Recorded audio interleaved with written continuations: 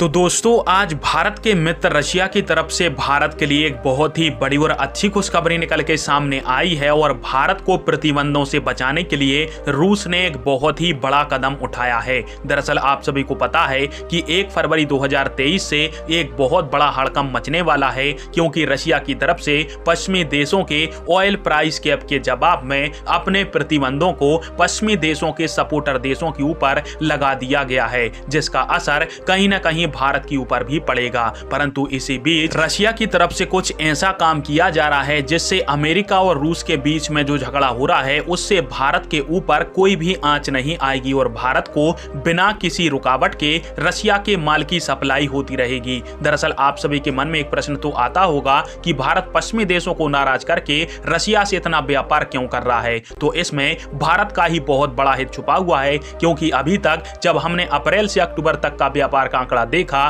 तो भारत को रूस के साथ व्यापार करने से $5 बिलियन की बचत हुई है। और यदि पूरे साल रूस के साथ भारत का व्यापार होता है तो हम $10 बिलियन तक बचा सकते हैं, यानी करीब 80,000 करोड़ रुपए रशिया के साथ व्यापार करने से हमको बचे हैं। जबकि यदि हम पश्चिमी देशों या फिर अमेरिका या फिर किसी अन्य देश के साथ व्यापार करते तो यही $30 बिलियन का जो व्यापार हमने किया है वो $40 बिलियन के अंदर भारत को पड़ता और $10 बिलियन यानी करीब 80,000 करोड़ रुपए भारत को अपनी जेब से खर्च करने पड़ते। और इसी प्रकार से भारत और रूस के बीच में निरंतर व्यापार होता रहे, इसके लिए रूस की तरफ से ऐसी जानकारी दी गई है कि हमने ईरान के साथ बातचीत कर ली है और जैसे ही 1 फरवरी 2023 से हमारा पश्चिमी देशों के ऊपर प्रतिबंध लागू होगा तो आपको टेंशन लेने की आवश्यकता नहीं है, क्योंकि ईरान के माध्यम से जो भारत तक माल आने का रशिया का रूट है वो लगभग 20 से 30% तक चालू हो जाएगा मार्च महीने तक। और ऐसा होने से जो भारत और रूस के बीच में व्यापार है